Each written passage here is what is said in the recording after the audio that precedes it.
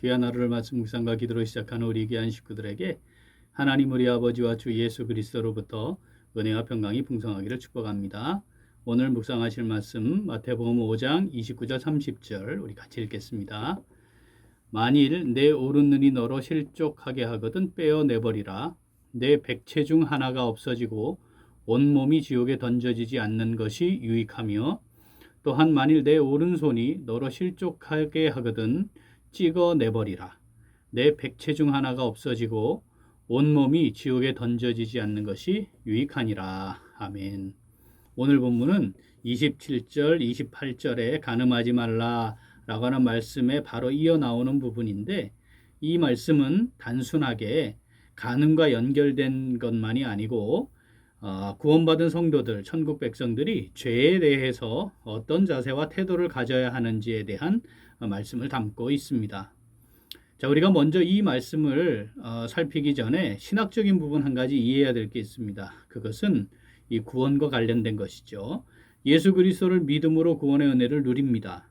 그리고 하나님의 자녀가 되면 구원의 자리에서 절대 이탈되거나 구원이 무효화되지 않습니다. 구원의 은혜를 받은 사람이라는 것, 자, 그럼 그것을 어떻게 알 수 있나요? 객관적으로 우리가 확인할 수 있는 근거는 신앙 고백입니다. 자, 신앙 고백은 두 가지로 나타나죠. 첫째는 공식적으로 예수님을 주님으로 자기 스스로가 시인하느냐 하는 것이죠. 또 하나는 주님을 주인으로 모시고 살아가느냐입니다. 그런데 문제는 이 신앙 고백이 참된 믿음에 의한 것인지 아니면 보여지는 모양만 가진 것인지 그것은 우리가 잘 판단하기가 어렵습니다. 따라서 우리는 신앙 고백을 근거로 구원받았다, 성도다, 하나님의 자녀다, 이런 것을 인정하게 되는 것이죠. 자, 구원받은 성도, 하나님께서 구원하기로 결정하시고 구원의 은혜를 주시면 절대 이탈되거나 무효화되지 않는다 했지 않습니까? 자, 그런데 그렇다면 구원받은 성도라면 아무렇게나 살아도 되느냐? 구원이 부여되지 않는다면 이런 생각을 할 수 있는 거 아니겠습니까? 그러나 성경은 구원받은 성도들에게 확실하게 나타나는 것이 하나 있음을 말합니다. 그게 뭐냐면 죄에 대한 태도 자세입니다. 자, 죄에 대한 혐오하고 증오하는 수준의 강력한 경각심을 갖게 됩니다. 죄로 인해 이미 죽음을 경험했지요. 심판이 어떠한 것을 예수님의 속죄의 죽음을 통해 깨달은 사람들이 구원받은 성도들 아니겠습니까? 그러니까 죄에 대해서는 절대 용납할 수 없는 겁니다. 수용할 수 없는 것이죠. 주님께서는 오늘 본문을 통해서 천국 백성이 그렇게 죄에 대한 강력한 경각심을 지니고 살아가는 존재다라고 하는 것에 대해 말씀을 하시는 것입니다. 자, 본문을 다시 한번 읽어보겠습니다. 만일 내 오른눈이 너로 실족하게 하거든 빼어내버리라. 내 백체 중 하나가 없어지고 온몸이 지옥에 던져지지 않는 것이 유익하며 또한 만일 내 오른손이 너로 실족하게 하거든 찍어내버리라.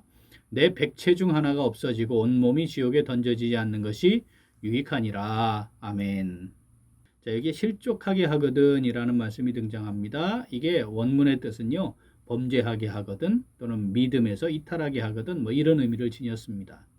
자, 또 빼어내버려라, 찍어내버려라 이런 말씀이 등장하는데 이것은 유혹, 죄를 범할 수 있는 유혹의 가능성, 범죄의 가능성이 예상될 때 그걸 단호하게 가능성마저도 제거해버려라 이런 의미가 되겠습니다. 즉, 자, 눈이 실족하게 만들 가능성이 있어 보이면 아예 그 눈을 빼버려라. 손이 실족하게 만들 가능성이 있어 보이면 아예 그 손을 찍어서 내버려라. 그렇게 할 만큼 죄에 대해서는 아주 강력하게 대응해라 라고 하는 말씀이 되겠습니다. 자, 오늘 말씀 내게 주시는 말씀으로 받아 묵상하며 순종하는 성도는 어떻게 할까요? 같이 읽습니다. 자, 말씀에 견고하게 서서 죄에 대해 단호하게 대응합니다. 한 번 더. 말씀에 견고하게 서서 죄에 대해 단호하게 대응합니다.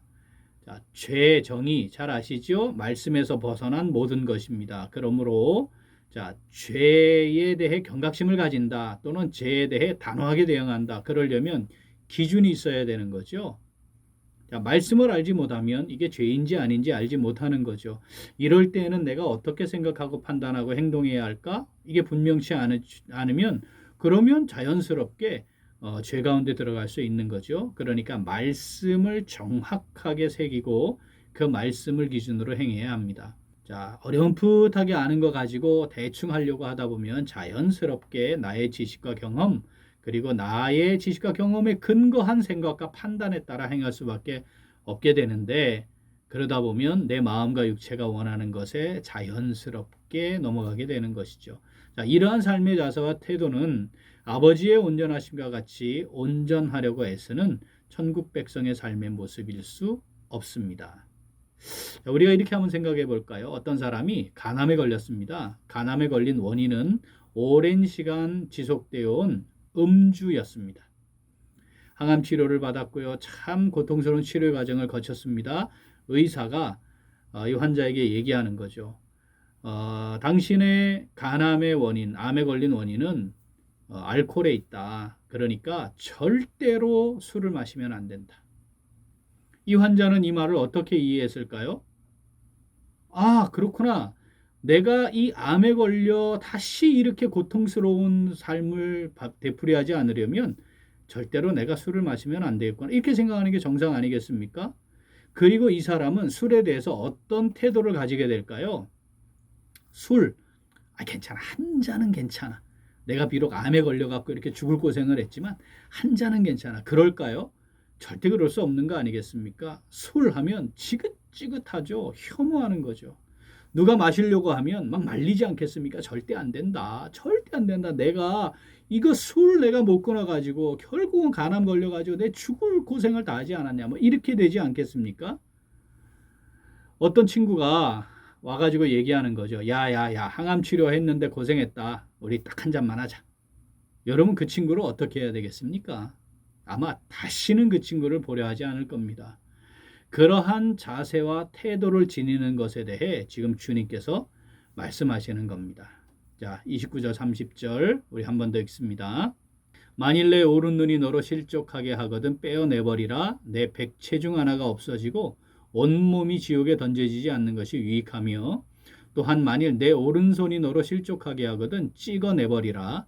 내 백체 중 하나가 없어지고 온몸이 지옥에 던져지지 않는 것이 유익하니라. 아멘. 사랑하는 우리 귀한 식구들, 죄가 정말 얼마나 심각한지 이것에 대해 깊이 인식해야 합니다. 우리의 죄의 문제 해결하시려고 주님이 이 땅에 오신 거 아니겠습니까?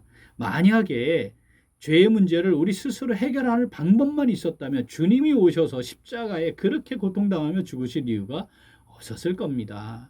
우리는 언제든지 죄 가운데 있을 수 있는, 또는 죄 가운데로 들어갈 수 있는 자임을 절대 놓치지 말아야 합니다. 그러면 어떻게 해야 되겠습니까? 피해야 합니다. 떠나야 합니다. 또 당장 죄가 되지 않는다 하더라도 이게 범죄의 가능성이 있다, 이렇게 판단이 되면 단호하게 제거해야 됩니다. 그것이 나의 관계를 맺은 사람이 됐든 재물이 됐든 내 몸이 됐든 잘라내버려야 할 만큼 그건 아주 정확하고 단호해야 한다는 것이죠. 성경이 술에 대해 강력하게 경고하는 이유도 바로 이것 때문입니다. 하나님의 심판 가운데서 유일하게 생존한 노아가 홍수 후에 제일 먼저 한 게 뭡니까? 술을 먹고 취해서 자식들을 저주하는 아비가 되지 않았습니까? 그러니 술에서부터 자유로울 수 있는 사람 존재하지 않는다 해도 절대 틀리지 않습니다. 지금 이 순간도 사탄은 술을 이용해서 세상을 장악하고요, 온갖 사건 사고들을 일으키고 있고요, 죄의 종노릇하게 만들고 있습니다. 사랑하는 우리 귀한 식구들, 말씀 묵상과 기도가 삶의 기초가 되어서 말씀에 견고하게 서서 성령의 인도하심에 민감하게 반응하며 죄에 대해 단호하게 대응하며 살아가는 온전하려고 애쓰는 천국 백성으로서의 복된 삶 살아가는 오늘, 그리고 우리 매일매일의 삶이 될 수 있기를 간절히 소원합니다. 아멘. 우리 기도하겠습니다.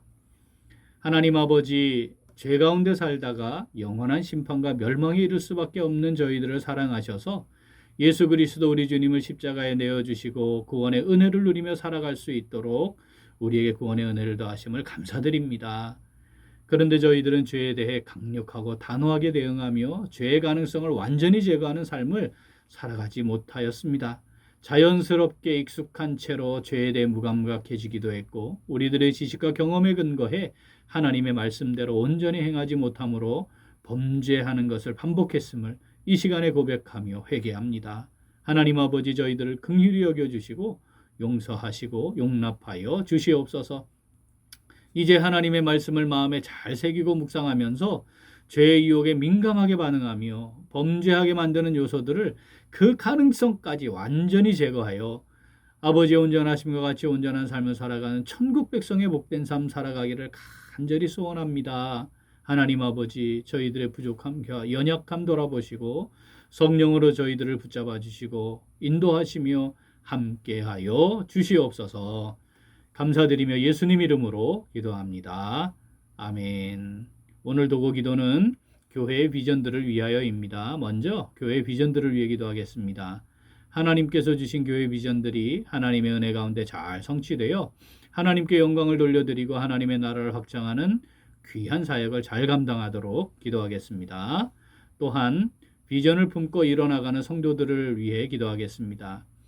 선한 이웃들의 교회로 인도하신 하나님의 뜻을 잘 분별하여 하나님의 뜻을 중심으로 비전을 품고 뜻을 하나로 모으는 성도들이 되도록 기도 제목 보시면서 함께 기도하겠습니다.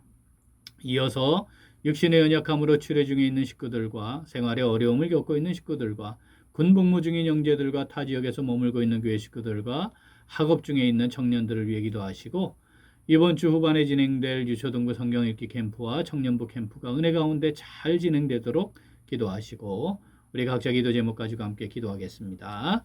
기도합니다.